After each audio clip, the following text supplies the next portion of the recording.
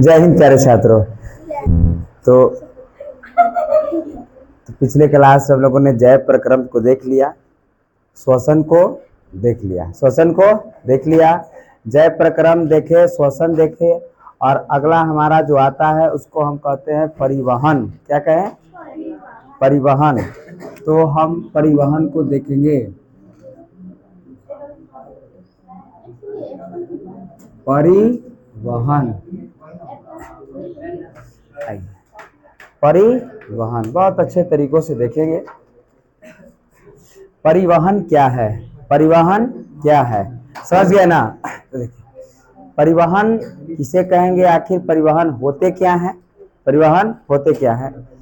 कोई भी खनिज पदार्थ है, कोई भी पदार्थों को हमने खाया, पदार्थों को हमने खाया, और खाने के बाद हाँ, उसको स्थानांतरण होना चाहिए। यह नहीं कि खाए तो बस एक स्थान पर स्थित है, नहीं, उससे क्या होना चाहिए? स्थानांतरण, हर जगह जाना चाहिए, तब वही हमको ऊर्जा मिल सकता है। कुछ खराब भी पदार्थ होते हैं और उस पदार्थ को क्या निकालना? बाहर निकालना, और इस प्रक्रिया ही क्या है? परिवहन है। नहीं समझे क्या? फिर से एक बार देखेंगे। जैसे ये देखो,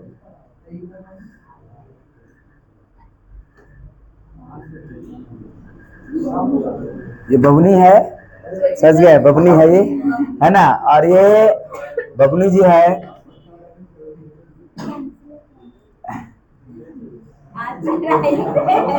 ना?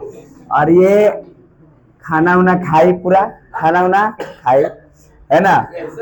हाँ, और खाना पीना खाई, खाना खाई ना जी। और जब खाना खाई, बबनी है, हाँ, खाना खाई, और नहीं, और खाना खाने के बाद, खाना जो खाना खाया तो क्या उस पदार्थ का एक स्थान से दूसरे स्थान जाएगा कि नहीं जाएगा? जाना चाहिए कि नहीं जाना चाहिए? जाना चाहिए। जैसे श्वास हम लोगों ने ले लिया, श्वास लिया, श्वास के द्वारा हमारा जो भोजन है एक स्थान से दूसरे स्थान तक गया, और यही स्थानांतरण हुआ, स्थानांतरण। एवं अपशिष्ट जो अपशिष्ट पदार्थ थे वो शरीर के रास्ते कहाँ निकल जाएंगे? बाहर निकल जाएंगे, और इस प्रक्रिया को क्या कहें? परिवहन करें। इस प्रक्रिया को परिवहन कहें। तो क्या परिवहन समझे कि नहीं समझे? परिवहन का मतलब यह हुआ कि जब कोई, हम लोगों ने कुछ पदार्थ को खाया, खाने के बाद वो पदार्थ हमारे शरीर के सभी भागों में बटा, सभी जगहों पर गया, और कुछ जो अपशिष्ट पदार्थ रहे वो हमारे शरीर से क्या निकलने रहे? हाँ, गंतव्य स्थान से निकल गए, बाहर निकलते रहे, और इस प्रक्रिया को हम क्या कहें? परिवहन का। इस प्रक्रिया को परिवहन का है। इसीलिए हमने लिखा कि परिवहन, जीवों में परिवहन का अर्थ, जीवों में परिवहन का अर्थ, जीवों में परिवहन का अर्थ है, जीवों में परिवहन का अर्थ है जीव उनके शरीर के अंदर,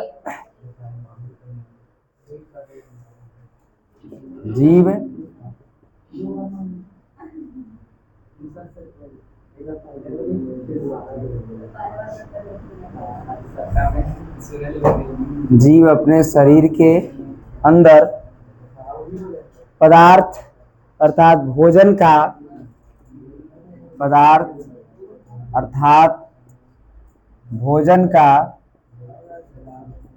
भोजन का एक भाग से दूसरे भाग में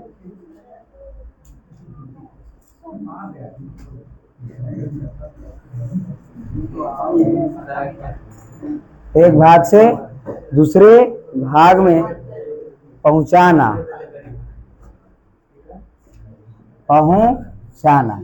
और यही क्या है? परिवहन है। यही परिवहन है। हाँ बोलिए। हाँ, यही है हमारा क्या? परिवहन, अर्थात जीवों में परिवहन। समझे कि नहीं? हमने लिखा कि परिवहन क्या है। परिवहन क्या है? तो जीवों में परिवहन का ये अर्थ है कि जीव अपने शरीर के अंदर कोई पदार्थ खाया, तो जीव अपने शरीर के अंदर पदार्थ अर्थात भोजन का, किसका, भोजन का एक भाग से दूसरे भाग तक पहुंचाने की प्रक्रिया को क्या कहें, परिवहन कहें। समझ गए बातों को। मतलब हमने देखा कि परिवहन किसे कहें, तो हम देखें कि जीवों में परिवहन, बुल मत करो तुरंत फिर हम पूछेंगे।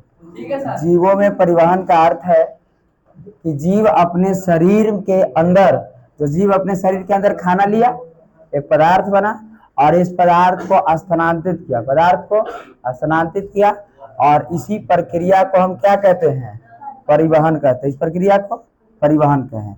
परिवहन समझ गए, उतारने के लिए बोले अभी, अच्छा उतार है ना। तो परिवहन हमारे हो गया। एक टॉपिक हमने देखा क्या, परिवहन। लोडेड है, रोको इसको।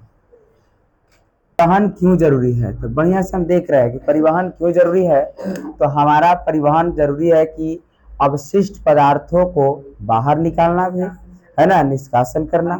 तो पहला लिख रहे हैं कि अवशिष्ट पदार्थ को बाहर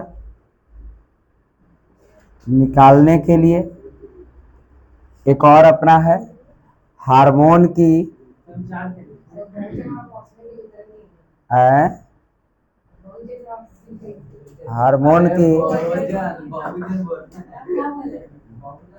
हार्मोन की संचार के लिए और भोजन और ऑक्सीजन के वितरण के लिए, भोजन और ऑक्सीजन के वितरण के लिए। वितरण मतलब समझे, बांटना, वितरण के लिए, भोजन और ऑक्सीजन के वितरण के लिए। हमने देखा कि परिवहन क्यों जरूरी है, परिवहन क्यों, आखिर क्यों जरूरी है परिवहन। तो हम देख रहे हैं कि अवशिष्ट पदार्थ, ऐसा तो बात नहीं था कि जो हमने खाना खाया उसमें सब के सब पदार्थ शुद्ध हैं, कुछ ऐसे ही पदार्थ है जो अवशिष्ट पदार्थ है। और हमारा यही, अगर ये परिवहन नहीं होगा तो क्या हमारा अवशिष्ट पदार्थ शरीर के बाहर निकलेगा, नहीं निकलेगा। इसीलिए परिवहन जरूरी है कि अवशिष्ट पदार्थ को बाहर निकालने के लिए, हार्मोन की संचार के लिए, मतलब हार्मोन तेजी से संचार हो, और भोजन और ऑक्सीजन के वितरण के लिए, कि भोजन जो है एकदम खाएं तो सभी कोशिकाओं तक पहुंचे, ऑक्सीजन भी पहुंचे। और यही हमारा था, भोजन और ऑक्सीजन के वितरण के लिए हमारा परिवहन क्या है, जरूरी है, परिवहन जरूरी है। दो बातों को हमने पढ़े प्यारे छात्रों। पहला बात हमने पढ़े कि परिवहन क्या है, परिवहन क्या है। जब कोई जीव है अर्थात कोई व्यक्ति है, वो खाना खाता है, वह एक पदार्थ है, और जब वह पदार्थ एक स्थान से अर्थात दूसरे स्थान, मतलब एक भाग से दूसरे भाग में जाने की इस प्रक्रिया को, अर्थात दूसरे भाग तक पहुंचाने की इस प्रक्रिया को हम परिवहन कहते हैं। क्या कहते हैं, परिवहन। नेक्स्ट हमने देखा कि परिवहन क्यों जरूरी है, परिवहन क्यों जरूरी है। तो हम देख रहे हैं सर कि अवशिष्ट पदार्थ, क्या खाना खाएंगे तो सब क्या पदार्थ रहेंगे, नहीं, कुछ अवशिष्ट पदार्थ रहेंगे। और इसीलिए हमने लिखा कि अवशिष्ट पदार्थ को बाहर निकालने के लिए, अवशिष्ट पदार्थ को बाहर निकालने के लिए, नेक्स्ट हार्मोन की संचार के लिए, किसके लिए, हार्मोन के संचार के लिए। और तीसरा हमने लिखा कि भोजन और ऑक्सीजन के वितरण के लिए, भोजन और ऑक्सीजन के वितरण के लिए, कि हर जगह भोजन समान रूप से चले और ऑक्सीजन भी बटी चले। तो ये बात हमने लिखा, कितनी बातों को, तीन बातों, कितनी बातों को, तीन बातों को। बात समझे कि नहीं समझे। तो ये दो टॉपिक हमने क्लियर किया, कितने टॉपिक, दो टॉपिक। नेक्स्ट हमारा टॉपिक आएगा है ना, जीवों में परिवहन कैसे होंगे, जीवों में परिवहन कैसे होंगे। हाँ, जीवों में परिवहन विसरण द्वारा होंगे। सर ये बार बार विसरण आ रहे हैं, विसरण को पहले फरिया लेते हैं, है ना, विसरण है क्या, है ना, विसरण बार बार विसरण आ जा रहे हैं, आखिर विसरण क्यों, है ना। तो विसरण को पहले हम फरिया लेंगे। देखिए विसरण, ये क्लियर है, उतर गया क्या। तो देखिए विसरण की बात करेंगे, पहले विसरण समझ लेते हैं कि विसरण है क्या, विसरण है क्या, है ना। इसको मिटा रहे क्या, इसको मैं उतारे यार अनित, नहीं क्या कर रहा है। उतारते नहीं है तो सोचे कि अच्छा अच्छा, धीरे धीरे उतार लेना। उतारे क्या बोलूं।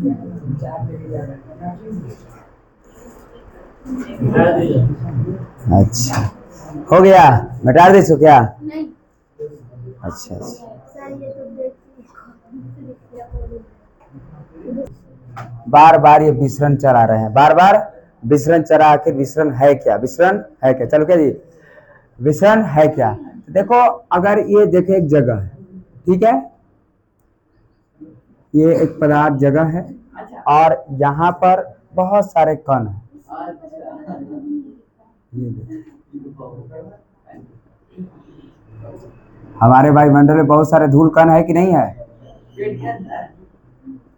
वायुमंडल मतलब बाहर हमारे इधर उधर धूल कण है कि नहीं है? धूल कण है, ठीक है ना, बहुत सारे धूल कण है। और ध्यान दीजिए, कहीं पर कहीं ज्यादा धूल कण है तो कहीं कम धूल कण है, कहीं ज्यादा है तो कहीं कम है। और बात फिर देखो, यहाँ ढेर सारे हो गए, इस कोनमा में ढेर सारा हो गया, कचाइन कचाइन हो गया एकदम, कचाइन कचाइन हो गया ना। अब बताओ कहाँ पर सबसे ज्यादा है? यहाँ पर सबसे ज्यादा है, और इधर क्या है? कम है, कम है। और ये बताओ, ये जो है मिश्रण में क्या होता है कि ये ज्यादा धूल कणमा, ज्यादा धूल कणमा कम धूल कणमा की ओर आता है। ज्यादा, जैसे अगरबत्ती जलाएं, अगरबत्ती जलाएं तो अगरबत्ती जैसे ही जलाएं तो जलाएं तो जा, लेकिन देखें कि सगरों खींचा, कोई मार दिया सेंट मारा उधर इधर तक पता चल रहा है नहीं जी। तो अर्थात ये यहाँ से यहाँ तक जाता है, यहाँ से यहाँ, अर्थात इसी को कहा गया सांद्रण। क्या कहा गया? सांद्रण मतलब गाढ़ा, सांद्रण मतलब गाढ़ा, गाढ़ा मतलब घना, है ना। इसीलिए विसरण की क्रिया, इसी क्रिया विसरण की क्रिया उच्च सांद्रण से, उच्च सांद्रण से किस सांद्रण की ओर हो रहा है? निम्न सांद्रण की ओर। उच्च सांद्रण से निम्न सांद्रण की ओर होता है, होता है। अब ये कब तक होगा सर? ये कब तक होगा? तो जब तक कि ये दोनों स्थितियां क्या ना हो जाए, बराबर ना हो जाए, तब तक ये विसरण की क्रिया होती रहेगी। समझ गए? तो ये कब तक होती रहेगी? जब तक निम्न सांद्रण और उच्च सांद्रण, निम्न सांद्रण और उच्च सांद्रण, निम्न सांद्रण, निम्न है जी, निम्न सांद्रण बराबर क्या ना हो जाए? उच्च सांद्रण। निम्न सांद्रण बराबर क्या ना हो जाए? उच्च सांद्रण। मतलब ये कब तक होता रहेगा? जब तब तक होता रहेगा जब तक दोनों स्थितियां में बराबर ना हो जाए। समझ गए बातों को? अर्थात कि क्या विसरण समझे कि नहीं समझे? हाँ सर, जैसे क्या? हाँ, जैसे हम मोमबत्ती की बात करना है, अगरबत्ती, अगरबत्ती, साइकिल प्योर अगरबत्ती, नहीं जी, साइकिल प्योर अगरबत्ती से क्या ये विसरण समझे कि नहीं? आप पूछेंगे कि विसरण की क्रिया निम्न सांद्रण से उच्च सांद्रण की ओर, उच्च सांद्रण से निम्न सांद्रण की ओर। तो उच्च सांद्रण ज्यादा, ज्यादा गाढ़ा से कम गाढ़ा में, ज्यादा गाढ़ा से कम गाढ़ा में। तो लाइक है ना। अब देखो ना, ई ला, समझ गए? तो ये बात समझे कि नहीं समझे? ठीक है। अब देखा ना, इधर हम पढ़ा रहे हैं, इधर दांत ही खोल रहा है नलायक कहीं का। विसरण समझे ना? विसरण समझ गए? क्या कोई दिक्कत है विसरण में? विसरण क्या है सर? तो विसरण हमने देखा कि विसरण उच्च सांद्रण से निम्न सांद्रण की ओर होता है। विसरण कब तक होगा? जब तक कि ये दोनों बराबर ना हो जाए, दोनों बराबर ना हो जाए। क्या अगरबत्ती जलाते हैं तो धीरे धीरे धीरे धीरे सगरों रूमा में इतने सुगंधवा लगता है, कनू कोनवा में अलग हो जाएगा, देखते ना जी। हाँ, तो इस प्रक्रिया को ही हम क्या कहते हैं? विसरण। जब तक बराबर हो जाएगा तो विसरण की क्रिया रुक जाएगी, विसरण क्रिया रुक जाएगी। समझ गए साहिल? ऐसे कहाँ बैठा जाता है ना? कौन दिक्कत है? क्लियर है ना? आगे बढ़ जाए, आगे बढ़ जाए। अच्छा, रुकल है।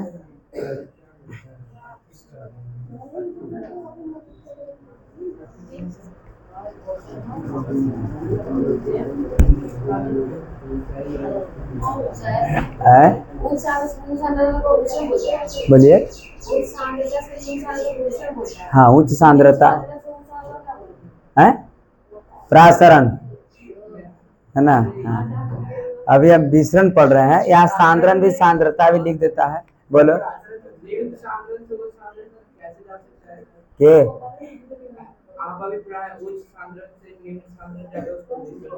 उस साधारण से निम्न सांद्रण में। हाँ, इधर से इधर चल जाएगा, उल्टा हो जाएगा।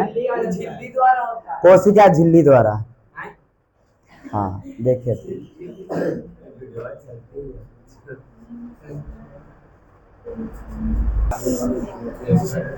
हम देख रहे हैं कि जीवों में परिवहन कैसे होता है।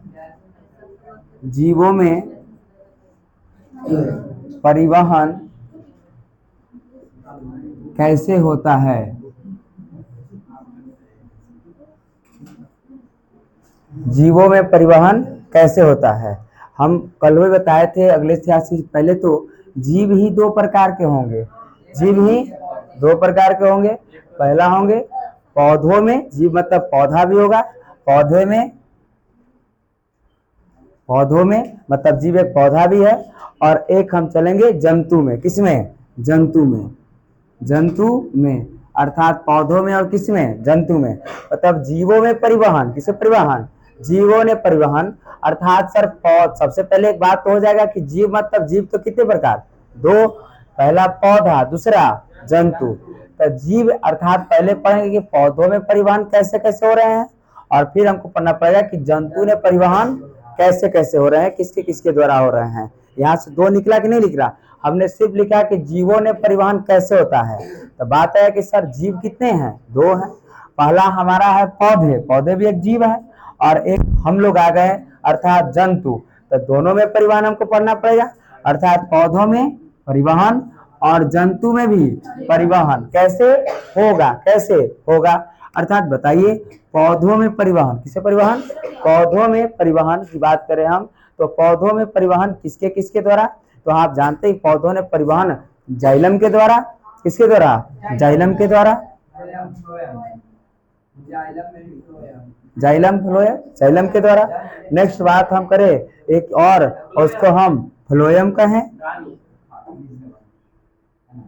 फ्लोएम की बात हुआ। एक और बात होता है और उसको कहते हैं वाष्पो उत्सर्जन।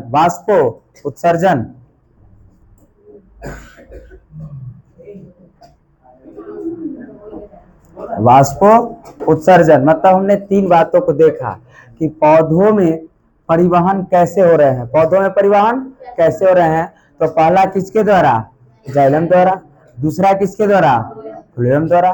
तीसरा किसके द्वारा? वाष्पो उत्सर्जन द्वारा। तीन तरीकों से हमारा पौधों में परिवहन हो रहे हैं। सर जंतु ने परिवहन किससे हो रहे हैं? किसमें? जंतु में। तो जंतु ने परिवहन जो हो रहे हैं, सबसे पहले तो हो रहा है रक्त द्वारा। किसके द्वारा? रक्त मतलब खून के द्वारा। किसके द्वारा? रक्त द्वारा। दूसरा हमारा हो रहा है रक्त वाहिनी मतलब नस, जो नस होता है। तो हम देख रहे हैं रक्त वाहिनी। और तीसरा जो हमारा होता है वो हमारा है हृदय। बात समझे कि नहीं समझे? मतलब हम देखें यहाँ से बातों को कि जीवों में परिवहन कैसे होते हैं। तो जीव कितने प्रकार? दो, एक हो गया पौधा, एक हो गया जंतु। हम देखें कि पौधों में परिवहन अब कैसे होगा। अब जीव हट गया यहाँ से, क्योंकि जीवे ही तोड़ दिए हैं।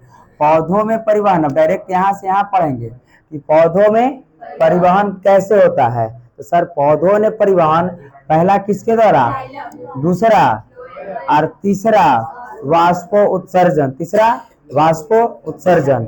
और नेक्स्ट जंतु में परिवहन किससे होता है? तो सबसे पहले तो खून के द्वारा। दूसरा किसके द्वारा? रक्त वाहिनी, अरे नस के द्वारा, जो नस है हमारा, नस नहीं है, नस के द्वारा। और तीसरा किसके द्वारा? हृदय के द्वारा। इसी को तो दिल कहा गया, नहीं जी?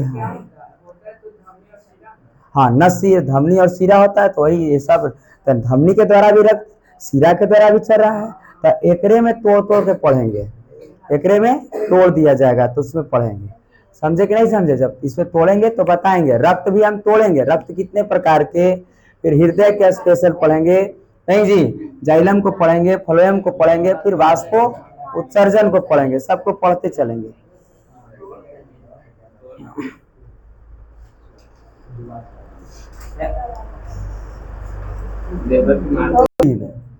एक कोशिकीय जीव, एक कोशिकीय जीव, जैसे बात किया जाए एक कोशिकीय जीव, जैसे हाँ क्लेमाइडोमास, क्लाइमाइडोमास, क्ले क्या है जी, क्ले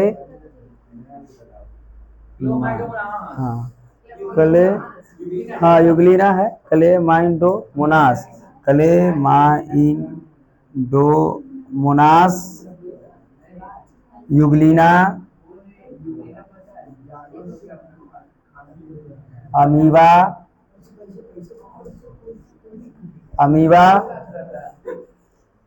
सरल बहुकोशिकीय जीव, सरल बहुकोशिकीय जीव, सरल बहुकोशिकीय जीव शैवाल में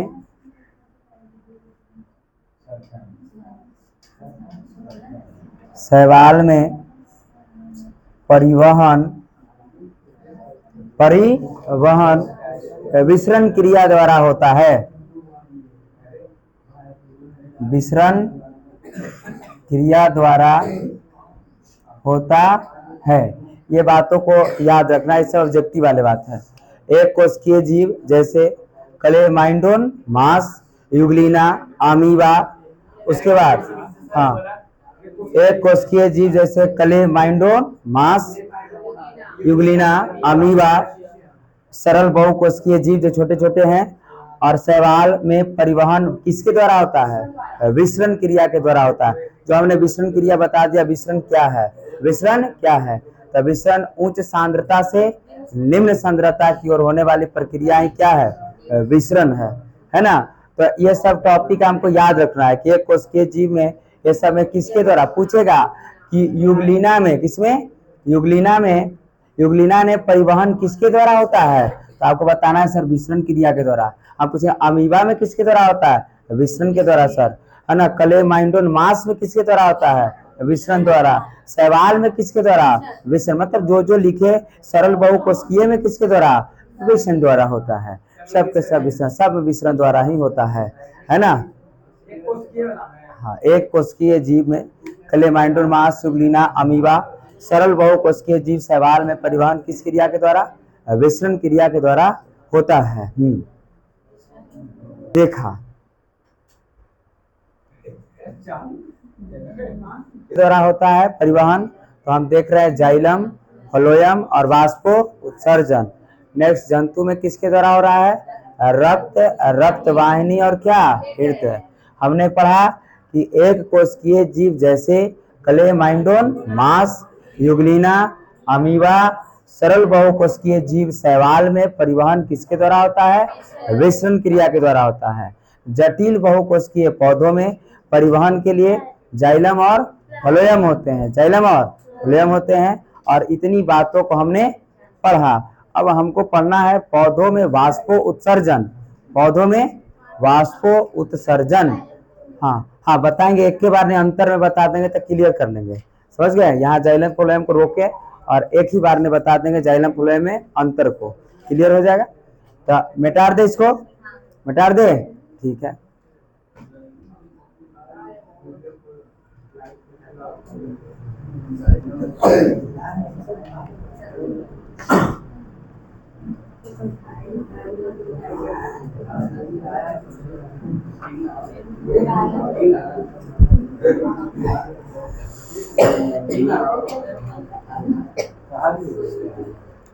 पौधों में, इसमें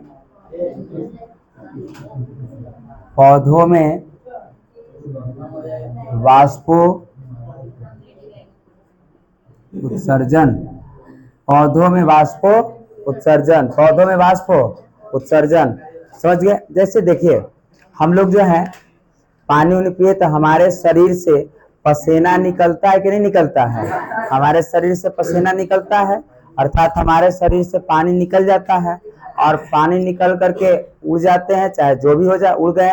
तो इसी प्रक्रिया को जब यही कम्मा किसमें हो जाता है, पौधों में हो जाता है, इस प्रक्रिया को वाष्पो उत्सर्जन कहते हैं। जैसे ये देखिए, ये हम पेड़ एक बना देते हैं, पेड़ है और यहाँ से पानी तो जड़े से न खींचेगा जी, पानी जड़े से खींचेगा कि ऊपरे से खींचेगा, नहीं नहीं, जड़े से खींचेगा और ऊपर की ओर जाएगा, ऊपर की ओर जाएगा और ऊपर की ओर जाएगा। यहाँ पत्ती उत्ती है और पत्ती के द्वारा ये पानी उड़ेगा कि नहीं उड़ेगा, वाष्प बन करके बाहर निकलेगा कि नहीं निकलेगा।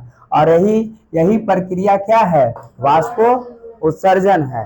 पौधों से किसे, पौधों से पानी बाहर निकलने की प्रक्रिया को क्या कहें हम, वाष्पो उत्सर्जन, वाष्पो उत्सर्जन। तो समझे कि नहीं समझे, वाष्पो उत्सर्जन तो बड़ा आसान है, वाष्पो उत्सर्जन बड़ा आसान है, छोटा शब्द में लिखेंगे, है ना। लिखेंगे हम कि पौधों द्वारा जल को, पौधे द्वारा जल को, यार अभी पौधे द्वारा जल को, पौधे द्वारा जल को, पौधे द्वारा, नहीं चाहते कि पिता आवाज, पौधे द्वारा जल को, पौधे द्वारा जल को वाष्प के रूप में, वाष्प के रूप में, पौधे द्वारा जल को वाष्प के रूप में, वाष्प के रूप में अपने शरीर से बाहर निकालना, अपने शरीर से बाहर निकालना, बाहर निकालना क्या कहलाया, वाष्पो उत्सर्जन, वाष्पो उत्सर्जन कहलाता है, वाष्पो उत्सर्जन कहलाता है। बहुत छोटे शब्दों ने हमने लिखा, कौनो मिस कॉल मत उठाओ, है ना। वाष्पो उत्सर्जन, वाष्पो उत्सर्जन सर, वाष्पो उत्सर्जन की बात क्या, हाँ सर क्या? ये हो गया वाष्पो उत्सर्जन, वाष्पो, अरे त है देखो, वाष्पो उत्सर्जन, वाष्पो उत्सर्जन किसे कहे हमने देखा ना, वाष्पो उत्सर्जन मतलब पौधे द्वारा, किसके द्वारा, पौधे द्वारा जल को, पौधे द्वारा जल को वाष्प के रूप में, वाष्प के रूप में अपने शरीर से बाहर निकालना है, क्या है, वाष्पो उत्सर्जन। बहुत गर्मी कर ले है सर, एकदम पसीने पसीने हो गए हैं, पूरा शरीर से पानी निकल रहा है, इस प्रक्रिया को वाष्प उत्सर्जन कहते हैं। जी हाँ दोस्तों, है ना। तो क्या क्लियर बात है ना। जैसे यहाँ से हम पानी घींचा, जड़ से पानी घींचा, घींचते घींचते कहाँ गया, ऊपर, घींचते घींचते ऊपर पत्ती के पास गया, पत्ती के द्वारा पानी क्या हो गया, हाँ हाँ वही रंध्र, पत्ती में ना रंध्र होता है, रंध्र के द्वारा ही क्या हो गए, बाहर निकलने की प्रक्रिया को हम क्या कहें, वाष्पो उत्सर्जन। क्या वाष्पो उत्सर्जन क्लियर है कि नहीं है, वाष्पो उत्सर्जन क्लियर है, हाँ। और यही वाष्पो उत्सर्जन की प्रक्रिया जो होती है किसके द्वारा, रंध्र की द्वारा, किसके द्वारा, रंध्र की द्वारा। मतलब वाष्पो उत्सर्जन की प्रक्रिया किसके द्वारा, रंध्र के द्वारा, रंध्र के द्वारा होता है, रंध्र के द्वारा होता है, ठीक है ना जी। इसके द्वारा, रंध्र के द्वारा, बढ़िया से वाष्पो उत्सर्जन पूछा गया है, 2 बार पूछा गया, 2-3 बार, तो इस बातों को देख लेते हैं। वाष्पो उत्सर्जन एकदम क्या, रोनित खड़ा हो जरा और बताइए वाष्पो उत्सर्जन क्या है। जड़ के जो पत्ती है, अच्छा हाँ हाँ बताइए, अच्छा पानी घींचा, पानी घींचने के बाद ऊपर गया, ऊपर जाने के बाद पत्ता के पास गया, पत्ता के पास जाकर के उड़ गया, इस प्रक्रिया को वाष्पो उत्सर्जन कहें। अच्छा, यह क्रिया पत्ती में किसके द्वारा हुआ, रंध्र के द्वारा, रंध्र करने से खंभा ला दिया जी, है ना, किसके द्वारा, रंध्र के द्वारा, किसके द्वारा, रंध्र के द्वारा, समझ गए, किसके द्वारा, रंध्र के द्वारा। नहीं जी, हाँ बैठो, कोई दिक्कत है, हमको लगता है समझ गए होंगे, ठीक है। वाष्पो उत्सर्जन किससे हो रहा है? वाष्पोत्सर्जन कैसे हो रहे हैं?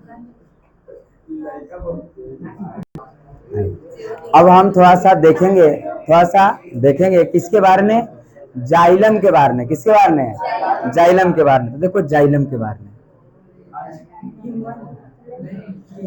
ये पूछा जाता है सवाल, बढ़िया से देखना।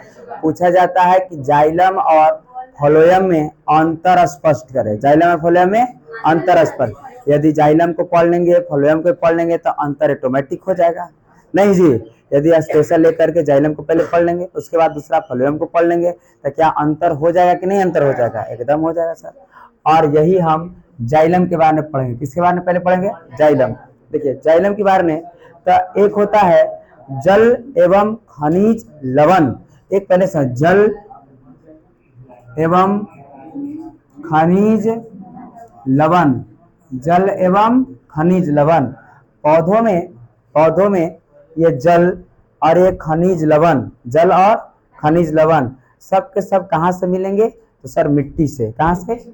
मिट्टी से मिलेंगे रे, मिट्टी से मिलेंगे। अर्थात खनिज लवण की बात करें, ये सब कहाँ से मिलेंगे? मिट्टी से। कहाँ से? मिट्टी से मिलेंगे रे, मिट्टी से। और आपको पता है कि सर मिट्टी में नाइट्रोजन, सोडियम, पोटेशियम ये सब उपस्थित है। हाँ, नाइट्रोजन, सोडियम, पोटेशियम, नहीं जी, हाँ, और ये सब उपस्थित है। बोलो हाँ, फास्फोरस भी है ना, फास्फोरस भी उपस्थित है कि नहीं है? है ना। कहाँ? मिट्टी में। कहाँ? मिट्टी में, है ना जी। और ये सब जो है, ये सब मिल करके ही किसका निर्माण कर देता है? खनिज लवण का। किसका? खनिज लवण का, है ना। और जल तो मिट्टी से मिल ही जाता है। जल तो अलग मिट्टी से मिले। हम सिर्फ पढ़ रहे हैं किसको? खनिज लवण को। किसको? खनिज लवण कहाँ से मिलेंगे? सर मिट्टी से। मिट्टी से ना। अच्छा, मिट्टी में क्या? Nitrogen, sodium, potassium, phosphorus, nitrogen, sodium, potassium, phosphorus ये सब उपस्थित है कि नहीं है? और ये सब अकार्बनिक होते हैं। कैसे? अकार्बनिक। अकार्बनिक समझते हैं? जिसमें कार्बन की मात्रा नहीं होता, अर्थात जो जले नहीं। जो जले, क्या मिट्टी जलेगा जी? नहीं सर। क्या ये नाइट्रोजन, सोडियम, पोटेशियम, सोडियम को किरासन तेल में डुबा करके रखा जाता है, बाहर थोड़ा जाए। तो हम मिट्टी की बात कर रहे हैं अभी। तो ये अकार्बनिक है। कैसे? अकार्बनिक। और ये सब मिलकर के ही किसका निर्माण कर देता है? खनिज लवण का। किसका? खनिज लवण का। बढ़िया से अगर हम जाइलम को देख रहे हैं, किसका? जाइलम को। और जाइलम को देख रहे हैं, देखो जाइलम की बात है तो यह खनिज लवण का परिवहन करता है। कौन? जाइलम। जाइलम खनिज, जाइलम खनिज, जल खनिज लवण का परिवहन करता है। जाइलम जल भी लिख देते। जाइलम जल एवं खनिज लवण का परिवहन करता है। जाइलम जल एवं खनिज लवण का क्या कर रहा है? परिवहन करता है। कौन? जाइलम। कहाँ, किसमें कर रहा है? पौधों में। किसमें? पौधों में। दूसरी बात हम ये जानते हैं कि जो जाइलम की जो कोशिका होती है मृत होती है। तो हम ये भी दूसरा लिखेंगे कि इसकी कोशिका क्या होती है? मृत होती है। इसकी कोशिका मृत होती है। और जो जाइलम जो, बोलो हाँ, कार्बनिक, मतलब ये सब खनिज लवण कार्बनिक के रूप में होते हैं, है ना। कैसे रूप में? तो ये सोडियम है, पोटेशियम है, फास्फोरस है, ये सब नाइट्रोजन है। किसके रूप में? कार्बनिक के रूप में। किस में? खनिज लवण में। खनिज लवण। और ये सब किस में? मिट्टी में। किसमें? मिट्टी में। और इसीलिए हम देखा कि जो जाइलम है, कौन है? जाइलम जल एवं जल, तो जाइलम जल एवं खनिज लवणों का क्या करता है? परिवहन। और जाइलम की कोशिका क्या होती है? मृत होती है। जाइलम जो है, जाइलम हाँ, जाइलम जो है कौन है, जाइलम जो है ये नीचे से ऊपर की ओर, नीचे से ऊपर की ओर अर्थात एक दिशीय, कैसे, एक ही दिशा में, किस दिशा में, एक ही। तो हम ये भी बात लिख सकते हैं, तीसरी बात, कि जो जाइलम है, कौन, जाइलम, यह नीचे से ऊपर की दिशा में कार्य करता है। जाइलम यह नीचे से ऊपर की दिशा में कार्य करता है, कार्य करता है। तो ये बात हमने देखा किसमें, जाइलम में। और बात किया जाए तो जाइलम लंबी नलिका वाला एक बेलनाकार होती है। जाइलम, हाँ, जाइलम नली सॉरी लंबी नलिका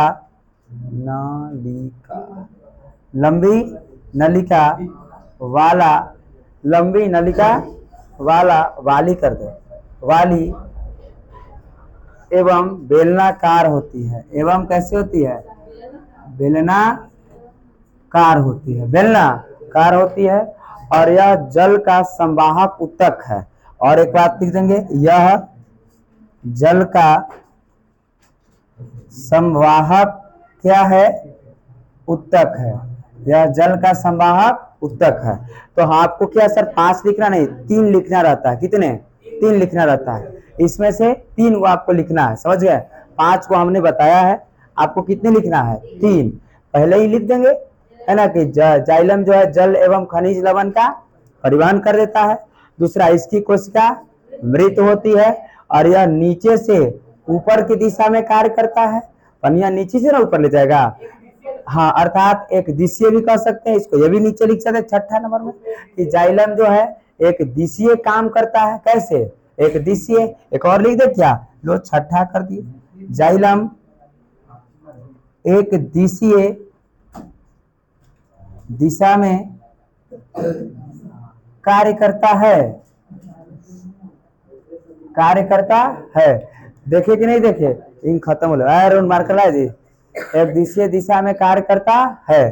तो हमने बताया 6, लेकिन आपको लिखना कितने हैं, 3 ही लिखना है।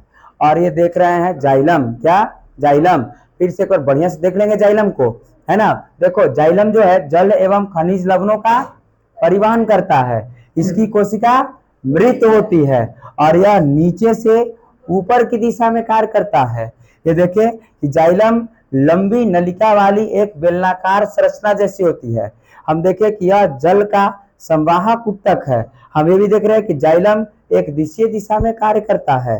तो इतनी बातों को हम किसमें देखें, जाइलम में देखें। किसमें, जाइलम में। आपको लिखना कितने हैं, सिर्फ और सिर्फ 3 ही लिखने हैं।